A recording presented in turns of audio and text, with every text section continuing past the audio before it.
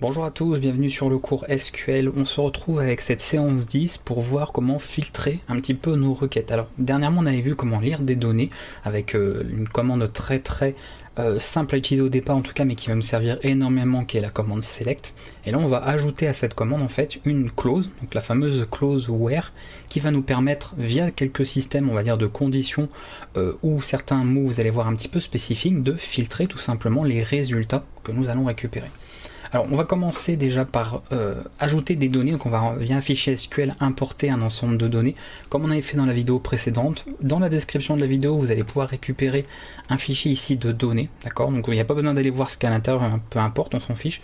C'est juste pour pouvoir importer en fait une table avec des enregistrements, pour voir un petit peu comment que ça se passe. Alors on va directement passer à ça, donc moi j'ai déjà préparé la commande pour éviter de la refaire à la main. Ici, pour importer, donc mon serveur, je rappelle, mon serveur SQL est lancé. Là j'ai un autre terminal pour le client, donc on va lancer ce dernier.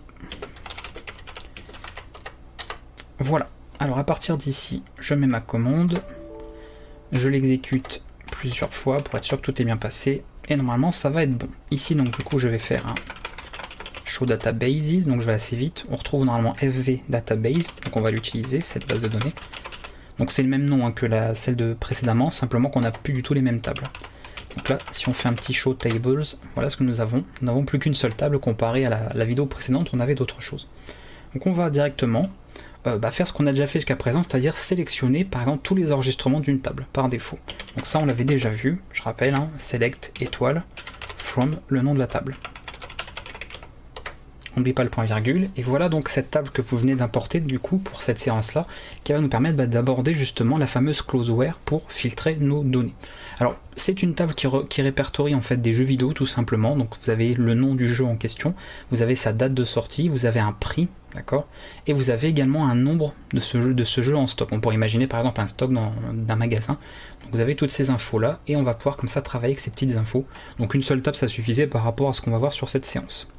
À partir de là, nous allons voir comment filtrer ces données avec le mot clé justement, donc qui va nous servir la clause where. Et la clause where va pouvoir utiliser plein d'autres choses également pour faire des conditions ou en tout cas des filtres bien précis. Alors je vais le noter ici comme d'habitude, la commande, comme ça après il n'y a plus qu'à copier-coller dans le terminal et ça va beaucoup plus vite. Donc jusqu'à présent, on faisait ce genre de choses. Donc ici ça va être FV Games, d'accord, et on mettait directement le point virgule pour terminer la requête. Nous allons pouvoir rajouter une clause where, d'accord, suivie ensuite d'une condition.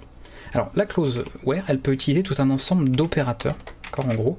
Donc les opérateurs, si je les liste ici pour faire rapidement, vous allez avoir l'opérateur d'égalité, d'accord, tout simplement. Donc c'est un seul égal, attention, ce n'est pas un double comme dans les langages de programmation. Vous avez l'opérateur de différence, et ensuite on retrouve, donc je vais aller très vite, les opérateurs habituels, voilà, supérieur, inférieur strictement, inférieur ou égal, supérieur ou égal. Voilà les différents opérateurs dits de comparaison que l'on va retrouver. D'accord. Donc je vous ai noté ici rapidement. Vous pouvez mettre en pause la vidéo si vous voulez les noter de côté, mais on retrouve de toute façon ça un petit peu partout. La seule différence ici, c'est que pour l'égalité, ce n'est pas un double égal comme dans un langage de programmation, mais un simple égal ici, parce qu'on n'a pas d'histoire d'affectation en SQL. Voilà, alors du coup ce que je peux faire, eh bien, je vais pouvoir faire une condition sur justement un champ de ma table en particulier. Par exemple, admettons que je veuille le jeu qui a l'identifiant, même si on s'en sert nous pour faire notre clé primaire, par exemple celui qui aurait l'identifiant numéro 11. Donc je peux sans problème dire tu me sélectionnes toutes les informations, d'accord, depuis la table FV Games, où en fait, donc c'est where, en fait c'est la clause, l'identifiant, donc ID game, égale à par exemple, je sais pas, on peut retourner le 11e, voilà, l'identifiant numéro 11. Donc ici, en faisant simplement ça, je vais copier-coller la requête, on va du coup récupérer l'enregistrement qui a bien l'identifiant numéro 11. Donc voilà, un premier filtre que nous avons appliqué, c'est-à-dire en disant voilà que l'on veut cet identifiant précis. Alors du coup, on peut également tout simplement dire tous les jeux dont l'identifiant est supérieur par exemple à 5. Alors encore une fois, travailler sur l'identifiant ici ça n'a pas vraiment d'intérêt, mais c'est pour vous montrer que ça marche bien. Et du coup voilà, tout ce qui est du coup supérieur, donc comme je disais, moi je fais à la suite, donc ça saute en fait les 5 premiers enregistrements, et ça fait tous les autres qui viennent par la suite. Donc voilà un petit peu le genre de possibilités que nous avons. Alors ça c'est une possibilité, on peut également ajouter une autre condition par la suite avec d'autres opérateurs pour cumuler en fait des tests. Donc vous avez le end qui permet d'en faire plusieurs, hein, donc je pense que c'est assez clair pour tout le monde, et le OR qui est tout simplement le OU, d'accord, de vérifier une chose ou une chose. Par exemple, on peut dire tu retournes tous les enregistrements où l'identifiant est égal à 5 et ou alors, pardon, parce que sinon c'est pas possible qu'il ait les deux, ou alors pour l'identifiant qui est égal à 10, d'accord, donc l'un ou l'autre. On fait ça, et là du coup nous récupérons bien l'enregistrement avec l'identifiant, l'ID 5 et l'ID 10, d'accord, parce que c'est soit l'un ou l'autre, donc il va retourner ces deux enregistrements là. Donc voilà une possibilité. Après, si on fait par exemple une vérification avec un AND, on peut par exemple le faire sur le prix. On peut très bien s'amuser à faire game price, et par exemple plus grand que, je sais pas moi, que 5, d'accord, AND game price est plus petit que 30. Et dans ce cas-là, il retournera tous les jeux qui sont entre 5 et 30 euros par exemple. Alors pareil, un petit copier-coller, et voilà. Et si on vérifie game price, on voit bien que du coup ça ne dépasse pas. D'accord, on verra plus tard, vous verrez comment on peut ordonner un petit peu les résultats de nos requêtes. On va voir ça sur la vidéo par la suite. Donc voilà comment on peut, via cette closeware justement, faire pas mal de petits filtres pour trier en fait tout simplement, filtrer les résultats que l'on obtient de notre requête. Donc ça ne va pas renvoyer tous les enregistrements de la table, mais seulement ceux qui valident tout ce que vous avez mis dans votre closeware, d'accord, qu'il y ait plusieurs conditions ou pas d'ailleurs. Donc voilà pour le début, très simplement, donc les différents opérateurs de comparaison, et vous pouvez faire plusieurs tests, d'accord, en fonction. Nous avons d'autres mots-clés bien pratiques également pour nos petites conditions là, notamment quand vous devez par exemple vérifier une liste de valeurs. Moi par exemple j'aimerais qu'il puisse me dire, tu vas me retourner tous les jeux par exemple, alors qu'est-ce qui pourrait être, voilà, tous les jeux qui ont un stock par exemple qui est de 1, de 4 ou de 6, admettons. Donc vous voyez, il y a une liste de valeurs possibles que j'aimerais faire. Alors plutôt que d'éviter de faire un OR à chaque fois et encore un deuxième, d'accord, ce qui va cumuler en fait les nombres en fait de conditions, je peux faire plus rapide en faisant tout simplement, alors je vais mettre game stock pour le coup. En gros, au lieu de faire ceci, j'avais dit quoi, j'avais dit, bon enfin peu importe, de toute façon on s'en fiche, 2, 4, 6, et de faire, pourquoi je suis pas en... Attendez, j'ai enlevé mon... Non, c'est bon. Donc, plutôt que de faire ceci, vous voyez, ça rallonge quand même pas mal la commande, voilà, vous pouvez faire pour équivalent, donc de cette ligne là, tout simplement de dire GameStock in et lui passer les différentes valeurs, de dire 2, 4 ou 6. Donc vous lui passez la liste entre parenthèses avec les valeurs différentes séparées par des virgules. Si c'est quelque chose qui est sous forme de chaîne, évidemment vous mettez, voilà, vous metteriez des guillemets ou des doubles guillemets en fonction. Donc ça va voir en fonction du type évidemment de données à récupérer. Donc en faisant ça du coup, hop, voilà, je récupère, vous voyez, tous les jeux qui sont en 2, 4 ou 6 exemplaires, et pas les autres, d'accord, tous les autres ne sont pas récupérés du coup. Donc ça c'est bien à voir. D'ailleurs si on voit le tableau de départ, voilà, c'était celui-là je crois, ouais voilà celui-là, on voit qu'il y a plusieurs quantités différentes. Donc là on récupère bien la quantité du coup qui est voulue par rapport à ça. Donc ce petit mot-clé ici, in, permet vous voyez, de raccourcir un petit peu la taille de votre requête. Alors pas la taille évidemment au niveau de comment elle se fait, mais surtout en fait au niveau de l'écriture. Ça permet de gagner pas mal de temps quand même. Donc voilà pour une des possibilités encore qui existe par rapport à ça. On peut également travailler sur une interface, une intervalle de valeur. Donc plutôt que d'éviter par exemple de faire tant que, je sais pas moi, ce qu'on a fait tout à l'heure, when game price est par exemple plus grand que 0 and game price, je sais pas, par exemple ceci, voilà, pareil, ce genre d'écriture là, on va pouvoir la changer avec un autre mot qui est tout simplement between. Donc on va mettre between 0 and 20. Et du coup, ça nous évitera tout simplement, voilà, de faire à chaque fois des end, etc. Donc là voilà, on voit que ici au niveau du prix, d'accord, on est pour un prix entre 0, donc gratuit, et 20 euros, d'accord, si on a par rapport à ça. Donc ça c'est un autre mot également à connaître. Voilà, donc vous voyez il y a pas mal de choses qui s'ajoutent justement à cette closeware et qui vous permet du coup de faire vraiment des requêtes très très spécifiques en fonction de ce que vous voulez récupérer comme information. Donc on a vu in, on a vu between, on a vu également les opérateurs de comparaison avec la possibilité de cumuler des vérifications avec and ou or, et on a également d'autres petits mots comme ça qui viennent s'ajouter qui sont vachement pratiques par rapport à cette closeware. Notamment la possibilité tout simplement de faire une vérification en fait sur une certaine chaîne de caractères. Si on regarde les jeux complet, donc je vais faire un petit... J'ai mis évidemment, voilà, c'est pour ça que je vous ai dit d'importer ces données-là, parce que j'ai fait exprès justement qu'il y ait des données qui aient des noms un peu similaires ou ce genre de choses, que vous puissiez comme ça vous entraîner ensuite au niveau de vos requêtes. On voit que donc dans la liste de jeux, par exemple, j'aimerais moi récupérer tous les jeux qui vont commencer par Pokémon, par exemple. Donc je dois avoir ça normalement, voilà, ici. Donc ce que je vais faire, imaginons que vous ne voyez pas ces données-là. Voilà, vous voulez juste réaliser des statistiques, donc vous venez d'importer la base de données avec toutes les tables, etc., les enregistrements, vous ne savez absolument pas ce qu'il y a, donc vous devez faire des statistiques, et bien vous feriez tout simplement votre requête. Donc vous allez dire, moi je vais récupérer toutes les infos, donc depuis ma table, d'accord, where tout simplement le titre, du coup, commence, donc on utilise le mot-clé ici, like, par Pokémon, comme ceci. Donc on respecte bien la case, les minuscules, majuscules, etc. Et ensuite, le nom peut se poursuivre avec n'importe quoi. Donc pour dire n'importe quoi qui vient après, on met tout simplement un %. Voilà. Si on veut n'importe quoi avant, on mettra le % avant, d'accord, comme ceci. On peut bien sûr cumuler les deux, il n'y a pas de problème.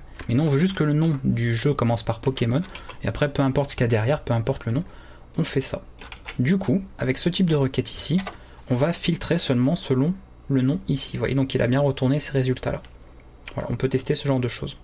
Je peux même faire la même chose, parce que ça je l'avais mis, normalement je crois que j'en avais mis plusieurs aussi, il me semble, dans les enregistrements, en faisant ça. Et voilà, il nous retourne du coup les jeux Tekken et Tekken 3. Donc on peut faire ce genre de choses là. Voilà au niveau du mot-clé like qui est bien pratique. On peut aussi donc rajouter d'autres choses, parce que je vous ai parlé du petit %. Donc en gros ça veut dire qu'il peut y avoir plein de caractères derrière, un ou plusieurs, d'accord. Mais si on veut absolument qu'une seule chose, on mettra tout simplement un underscore, d'accord. Là je crois que j'avais pas prévu d'enregistrement dans la table pour ça, mais en gros il prendra que des choses par exemple qui s'appellent Tekken ou Tekken 1 et 2 si le chiffre venait par exemple juste après le nom, donc en étant collé. Donc là de toute façon logiquement si je fais ça,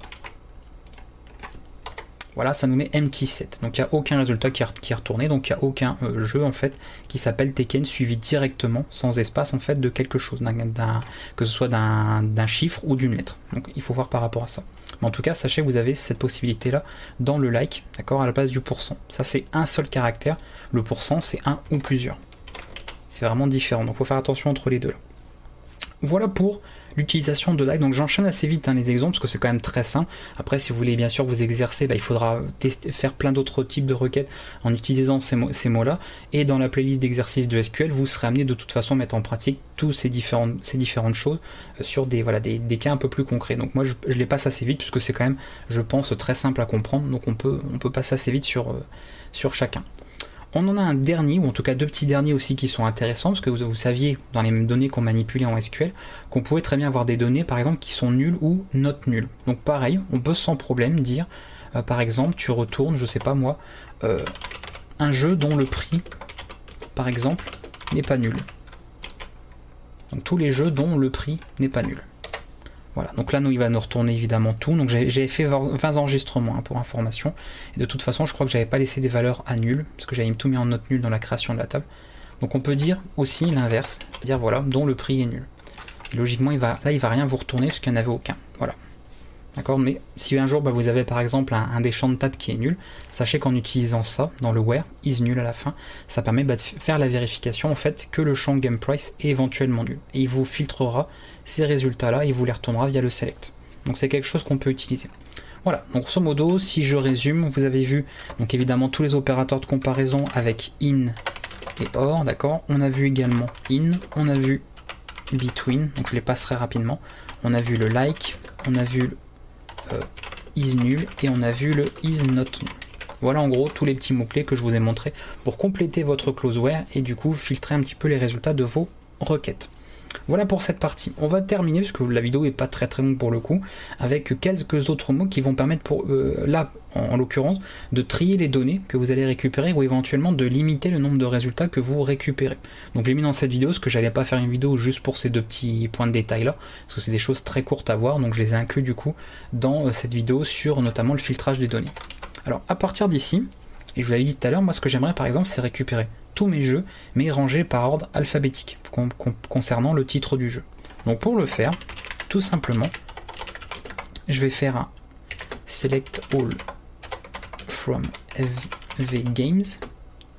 Voilà, je vais pas mettre de where parce que je m'en fiche par rapport à ça, mais je vais utiliser order by et ensuite spécifier l'ordre qu'il faut. Alors par défaut, vous avez vu que si je fais un simple select comme ça from FV Games, on voit qu'il trie tout par l'identifiant, d'accord, qui est du coup moi mon auto-incrémentation, donc ma clé primaire, et c'est rangé par défaut dans l'ordre croissant.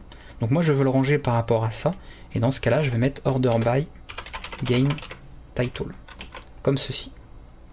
Et là si je fais cette requête, voilà, tout est trié par ordre alphabétique ici. Alors par défaut c'est par ordre croissante. Vous pouvez également mettre ASC pour ascendant, donc ça c'est pareil, c'est le mode, que vous le mettiez pas ou que vous mettiez, c'est la même chose.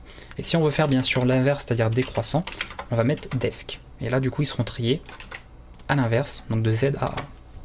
Voilà, donc le premier du coup c'est World of Warcraft et le premier c'est Devil May Cry, tout simplement.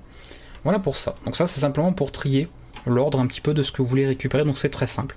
Et on peut trier bien sûr sur plusieurs champs. On peut très bien dire game title, comme ceci, c'est-à-dire on trie en fait les jeux par ordre alphabétique au niveau de leur nom, et ensuite on va trier le prix, lui, à l'envers, c'est-à-dire que s'il y a des jeux qui portent le même nom, d'accord, et bien le prix sera mis de manière décroissante, donc du plus cher au moins cher. Alors moi comme j'avais pas de jeu qui portait le même nom pour le coup, évidemment on n'aura pas du coup, on aura juste un tri en fait sur le nom, et on n'aura pas de tri décroissant sur le prix, parce qu'il n'y a aucun jeu qui porte le même nom, puisque c'est un champ ici unique pour le coup. Donc voilà, mais bon, sachez que sur certaines tables, vous pourriez avoir besoin des fois de trier sur plusieurs champs de votre table, donc ça peut être intéressant aussi. Voilà pour l'utilisation d'order by, et on terminera du coup avec en tout cas la manière de limiter le nombre d'enregistrements que nous récupérons. Par défaut, comme je vous ai dit, cette table a 20 enregistrements. Si admettons à un moment donné, par exemple, imaginez sur un site web, je veux lister par exemple les news sur une page et lister que 10 news par page. Parce que si vous imaginez, si vous récupérez toutes les news de votre base de données et que votre site il a 5 ans et que vous avez fait 2000 news, vous allez afficher 2000 news sur la page. Ça risque d'être un petit peu compliqué pour l'utilisateur. On va préférer plutôt en lister 10, 15, 20 et proposer une pagination. Donc dans ce cas-là, on pourra très bien dire, alors en mettant ça, mettre une limite. Donc moi par exemple je veux dire je vais récupérer que les 10 premiers ou même les 5 premiers et je mettrai tout simplement limite suivi de l'entier qui correspond au nombre d'enregistrements que je veux récupérer. Alors petite parenthèse ici, il ne faut pas s'imaginer qu'en faisant ça par exemple votre requête sera plus optimisée qu'en faisant ceci. Tout simplement parce que dans les deux cas ici on va récupérer tous les enregistrements, d'accord, et ensuite seulement là on se limite à l'affichage, d'accord, des 5 premiers. Donc c'est ça qu'il faut, faut faire attention, il ne faut pas se dire qu'avec une limite ici, et bien du coup la requête sera plus rapide en termes d'exécution. C'est vraiment ici un niveau on va dire de filtrage, c'est-à-dire pour l'affichage, pas tellement pour la récupération des données. Donc là je récupère les 5 premiers enregistrements, je vois d'ailleurs avec l'idée qui suit de toute façon ici, mais pour autant la requête est la même, d'accord, c'est juste qu'on a limité l'affichage. On peut également choisir d'afficher par exemple d'un certain enregistrement jusqu'à un certain nombre, c'est-à-dire pas de commencer depuis le premier. Alors il faut savoir qu'en termes d'ordre ou du numéro d'enregistrement, ce qu'on appelle donc l'offset par rapport au nombre de lignes que vous récupérez commence à 0. Voilà, comme beaucoup de choses en informatique, c'est le premier élément, c'est jamais 1, c'est toujours 0. C'est de 0, 1, 2, 3, 4, 5 jusqu'à je sais pas combien, plutôt que de commencer par 1. Donc si admettons, on veut récupérer, je sais pas moi, 20 enregistrements, on va dire 5 enregistrements, mais en commençant du troisième offset, d'accord, donc vous allez très vite comprendre comment, j'ai juste à faire tout simplement limite, alors comme ceci, 20, donc ça c'est le nombre que je veux récupérer, pas 20 pardon, 5, parce que sinon comme j'en ai que 20, il va récupérer tout, ça va être embêtant. Donc je veux récupérer que 5 enregistrements, d'accord, mais que ces derniers démarrent par exemple à l'offset 3, ce genre de choses. Donc je peux faire ça. Voilà.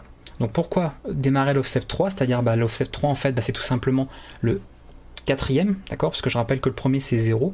Donc si vous regardez ici, on a bien récupéré 5 enregistrements, mais on a commencé par celui d'indice du coup offset plus 1, d'accord, puisque ça commence à 0 le premier.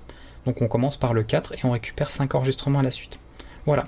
Alors sur MySQL, il y a une autre syntaxe, mais que pour MySQL en l'occurrence, qui est... alors c'est... Attendez, je ne vais pas m'embêter à faire ça. En gros, au lieu de faire toute cette syntaxe avec le offset, on fait tout simplement 3, 5, d'accord. Donc en gros, on dit on commence à 3 et on retourne 5 enregistrements. Donc là, par contre, vous voyez, c'est inversé en fait. Il faut faire attention par rapport à ça. C'est l'offset en premier, virgule, le nombre d'enregistrements à retourner. Mais ça c'est propre à MySQL et comme moi je privilégie, comme je vous l'ai dit, des commandes SQL qui fonctionnent sur n'importe quel système de gestion de base de données, je vous recommande quand même plutôt d'utiliser ça. Mais sachez que MySQL, vous pouvez faire ça. Attendez, pourquoi il m'a pas copié-collé? CTRL C et voilà. Et on récupère exactement, vous voyez, les mêmes choses. C'est vraiment la même chose du 4e au 8e enregistrement. Donc ça fait exactement le même résultat, mais la commande est écrite différemment. Voilà pour en tout cas la limite, donc c'est-à-dire la récupération d'enregistrement liée à une certaine limite, donc concernant notamment cet offset. Donc voilà, donc je vous ai du coup montré pas mal de choses sur cette séance, notamment l'arrivée et l'introduction de cette closeware qui permet encore une fois de filtrer les données qu'on va réutiliser énormément de toute façon au cours de cette formation. Et je vous ai du coup abordé avec vous order by et limite qui vous serviront également dans certains cas. Donc voilà, comme ça tout est vu ici sur cette séance et on pourra pour la prochaine séance en tout cas commencer à voir d'autres choses, notamment l'enregistrement de données. Voilà, on va commencer par voir ça parce que c'est pas mal de manipulations standards, que ce soit la lecture de données, l'enregistrement, la modification, la suppression. Donc sur les vidéos suivantes on va s'occuper vraiment de voir toutes ces petites choses là et après on passera sur des concepts déjà un peu plus avancés pour on va dire manipuler de manière un peu plus spécifique les données que l'on aura au niveau de nos bases de données SQL. Je vous dis à bientôt pour la prochaine séance sur ce cours SQL et si n'hésitez pas, s'il y a des questions, vous pouvez passer par les commentaires de la vidéo. Ciao tout le monde.